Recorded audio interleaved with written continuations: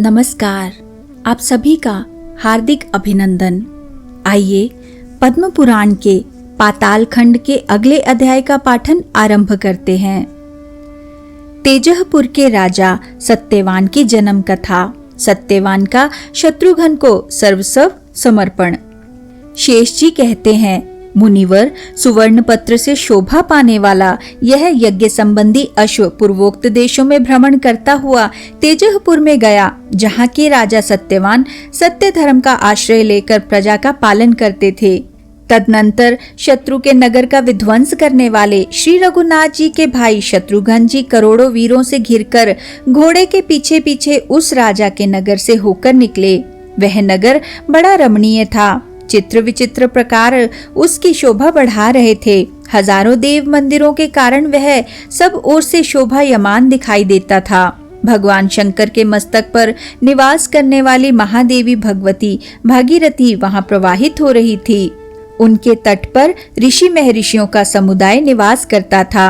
तेजहपुर में रहने वाले प्रत्येक ब्राह्मण के घर में जो अग्निहोत्र का धुआं उठता था, वह पाप में डूबे हुए बड़े बड़े पातकियों को भी पवित्र कर देता था। उस नगर को देखकर शत्रुघ्न ने सुमति से पूछा, मंत्रीवर, यह सामने दिखाई देने वाला नगर किसका है, जो धर्म पूर्वक पालित होने के कारण मेरे मन को अपार आनंद प्रदान करता है? सुमति ने कहा, स्वामिन, यहाँ के राजा भगवान विष्णु के भक्त हैं। आप सावधान होकर उनकी कल्याणमयी कथाओं को सुने। उनका श्रवण करने से मनुष्य ब्रह्म हत्या जैसे पाप से भी मुक्त हो जाता है। इस नगर के राजा का नाम है सत्यवान। वे श्री रामचंद्र जी के चरणार बिंदों का रसपान करने के लिए भ्रमर एवं जीवन मुक्त हैं। उन्हें यज्ञ और उसके अंगों का पूर्ण ज्ञान है। वे महान कर्मठ और प्रजाजनों के रक्षक हैं।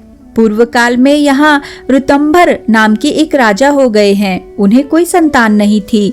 उनके कई स्त्रियां थी, परंतु उनमें से किसी के गर्भ से भी राजा को पुत्र की प्राप्ति नहीं हुई। एक दिन दैववश उनके यहाँ जाबाली नामक मुनि पधारे।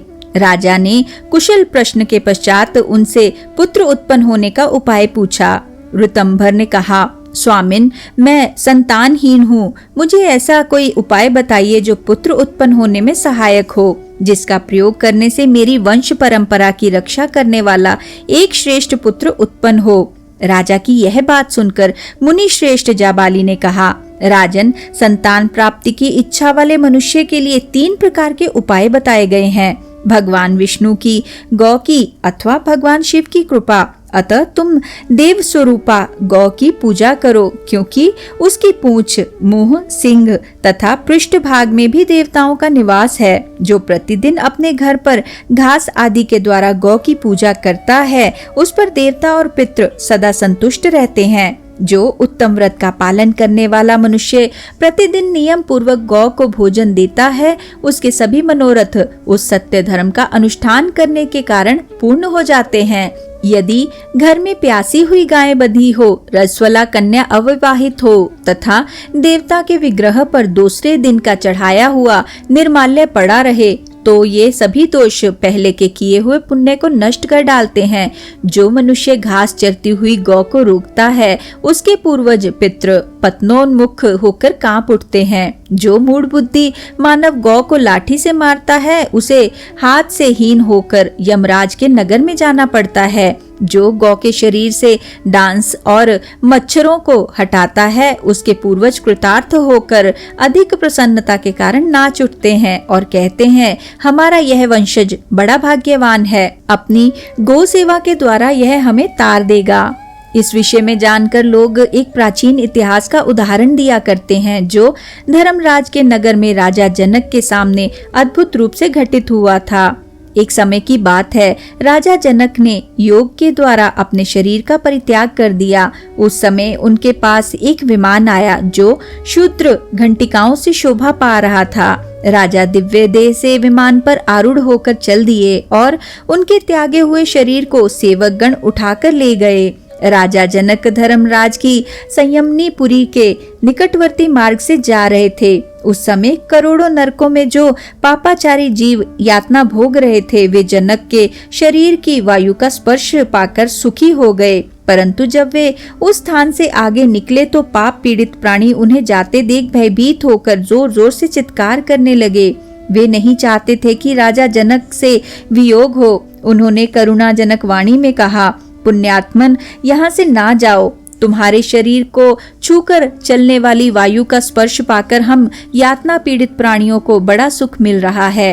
राजा बड़े धर्मात्मा थे। उन दुखी जीवों की पुकार सुनकर उनके हृदय में करुणा भर आई। वे सोचने लगे, यदि मेरे रहने से इन प्राणियों को सुख होता है तो अब मैं इसी नगर में निवास करूंगा। यही मेरे लिए मनोहर स्वर्ग है। ऐसा विचार करके राजा जनक दुखी प्राणियों को सुख पहुंचाने के लिए वहीं नरक के दरवाजे पर ही ठहर गए। उस समय उनका हृदय दया से परिपूर्ण हो रहा था। इतने ही में नरक के उस दुखदायी द्वार पर नाना प्रकार के पातक करने वाले प्राणियों को कठोर यातना देते हुए स्वयं धर्मराज उपस्थित हुए। उन्होंने देखा महान पुण्यात्मा तथा दयालु राजा जनक विमान पर आरूढ़ हो नरक के दरवाजे पर खड़े हैं।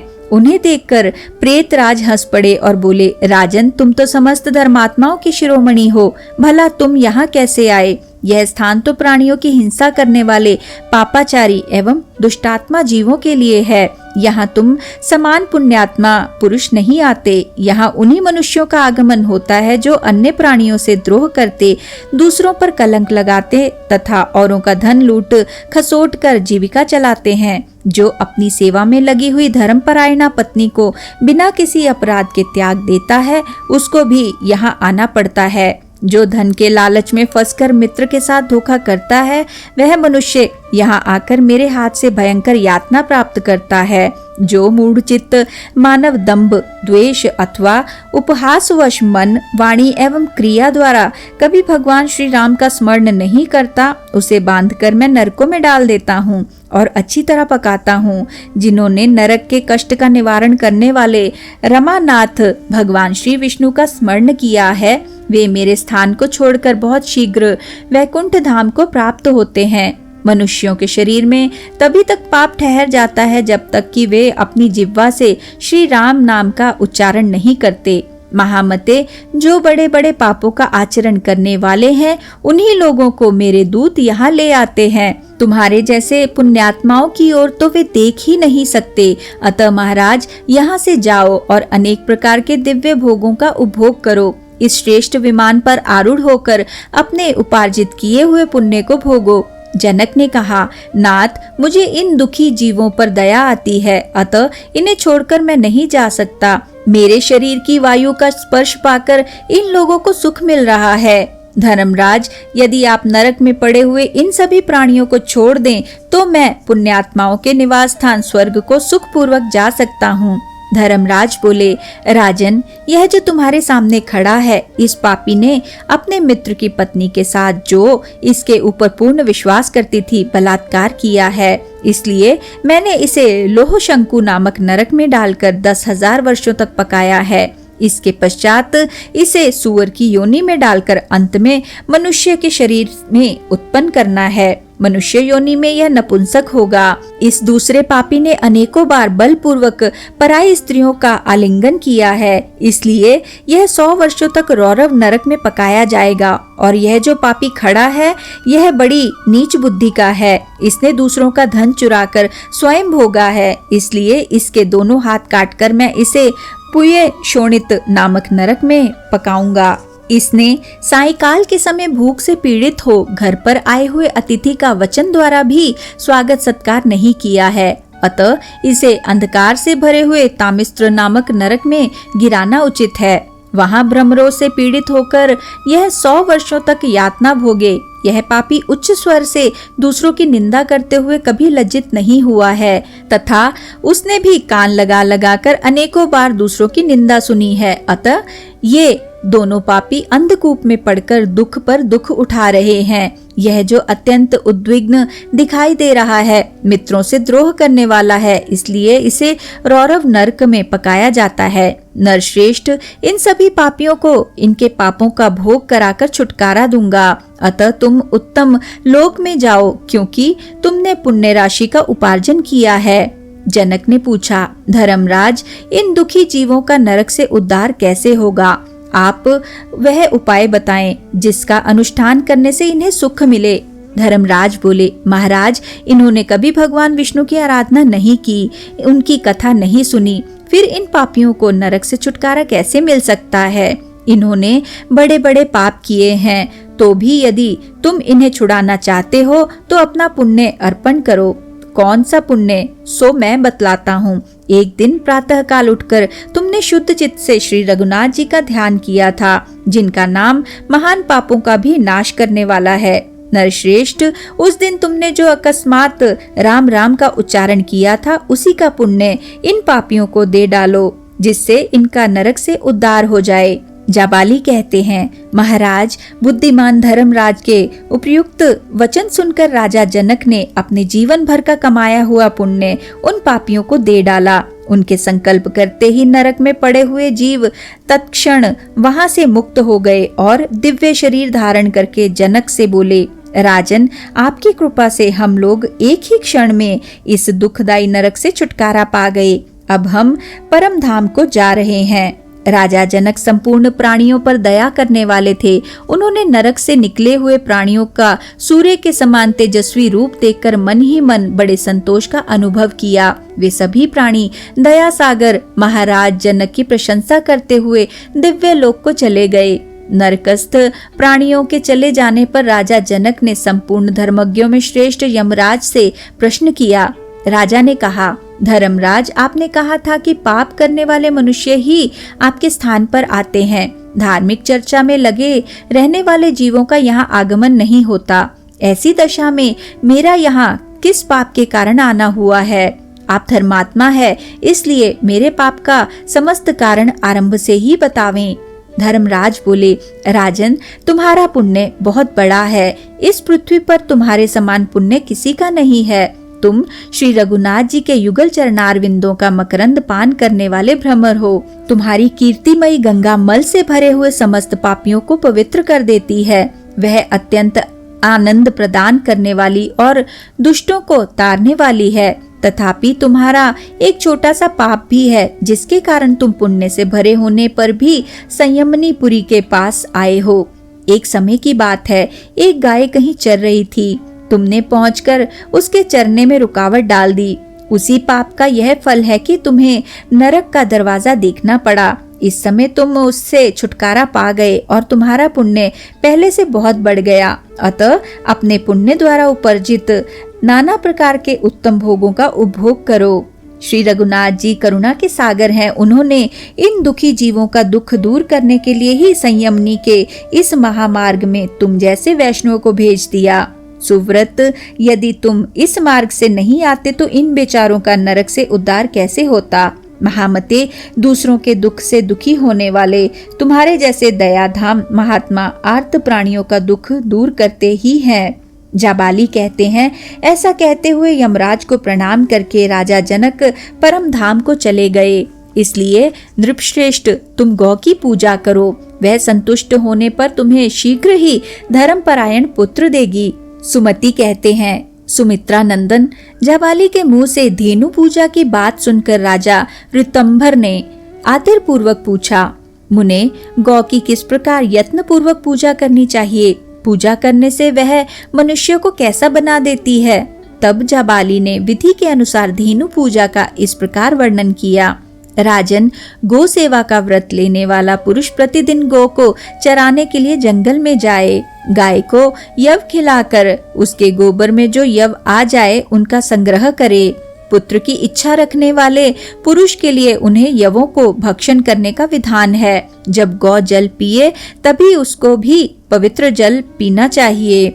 जब वह ऊंचे स्थान में रहे तो उसको उससे नीचे स्थान में रहना चाहिए। प्रतिदिन गौ के शरीर से डांस और मच्छरों को हटावे और स्वयं ही उनके खाने के लिए घास ले आवे।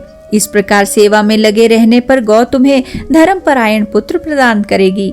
जाबाली मुनि की यह बात सुनकर राजा ऋतंभर ने श्री रघुनाथ जी का स्मरण किया और शुद्ध चित्त होकर व्रत का पालन आरंभ किया। वे पहले बताए अनुसार धेनु की रक्षा करते हुए उसे चराने के लिए प्रतिदिन महान वन में जाया करते थे।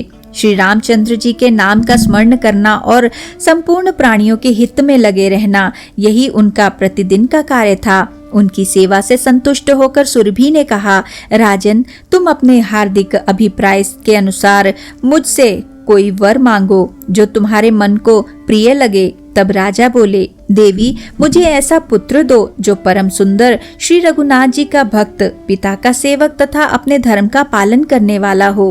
पुत्र की इच्छा रखने वाले राजा को मनोवांछित वरदान देकर दयामयी देवी कामधेनु वहां से अंतर्धान हो गई। समय आने पर राजा को पुत्र की प्राप्ति हुई जो परम वैष्णव श्री रामचंद्र जी का सेवक हुआ। पिता ने उसका नाम सत्यवान रखा।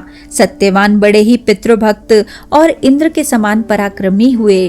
उनको पुत्र के रूप में पाकर राजा ऋतंभर को बड़ी प्रसन्नता हुई। अपने पुत्र को धार्मिक जानकर राजा हर्ष में मग्न रहते थे। वे राज्य का भार सत्यवान को ही सौंप स्वयं तपस्या के लिए वन में चले गए। वहां भक्ति पूर्ण हृदय से भगवान ऋषिकेश की आराधना करते ही वे निष्पाप हो गए और शरीर सहित भगवत धाम को प्राप्त हुए। शत्रुघ्न जी ऋतंभर के चले जाने पर राजा सत्यवान ने भी अपने धर्म के अनुष्ठान से लोकनाथ श्री रघुनाथ जी को संतुष्ट किया। भगवान रमानाथ ने प्रसन्न होकर सत्यवान को अपने चरण कमलों में अविचल भक्ति प्रदान की, जो यज्ञ करने वाले पुरुषों के लिए करोड़ों पुण्यों के द्वारा भी दुर्लभ है। वे प्रतिदिन सुस्थिर चित्त से संपूर्ण लोगों को पवित्र करने वाली श्री रघुनाथ जी की कथा का आयोजन करते हैं। उनके हृदय में सबके प्रति दया भरी हुई है। जो लोग रमानाथ श्री रघुनाथ जी का पूजन नहीं करते, उनको वे इतना कठोर दंड देते हैं जो यमराज के लिए भी भयंकर है। 8 वर्ष के बाद 80 वर्ष की अवस्था होने तक सभी मनुष्यों से वे एकादशी का व्रत कराया करते हैं। तुलसी की सेवा उन्हें बड़ी प्रिय है। लक्ष्मीपति के चरण कमलों में पड़ी हुई उत्तम माला उनके गले से कभी दूर नहीं होती। अपनी भक्ति के कारण वे ऋषियों के भी पूजनीय हो गए हैं, फिर औरों के लिए क्यों न होंगे। श्री रघुनाथ जी के स्मरण से तथा उनके प्रति प्रेम करने से राजा सत्यवान के सारे पाप धुल गए हैं, संपूर्ण अमंगल नष्ट हो गए हैं। ये श्री रामचंद्र जी के अद्भुत अश्व को पहचान कर यहाँ आएंगे और तुम्हें अपना यह अकंटक राज्य समर्पित करेंगे। राजन, जिसके विषय में तुमने पूछा था वह उत्तम प्रसंग मैंने तुमको सुना दिया। शेष जी कहते हैं, तदनंतर नाना प्रकार के आश्चर्यों से युक्त यह यज्ञ संबंधी अश्व राजा सत्यवान के नगर में प्रविष्ट हुआ। उसे देखकर वहां की सारी जनता ने राजा के पास जा निवेदन किया, महाराज, भगवान श्री राम का अश्व इस नगर के मध्य से होकर आ रहा है। शत्रुघ्न उसके रक्षक हैं।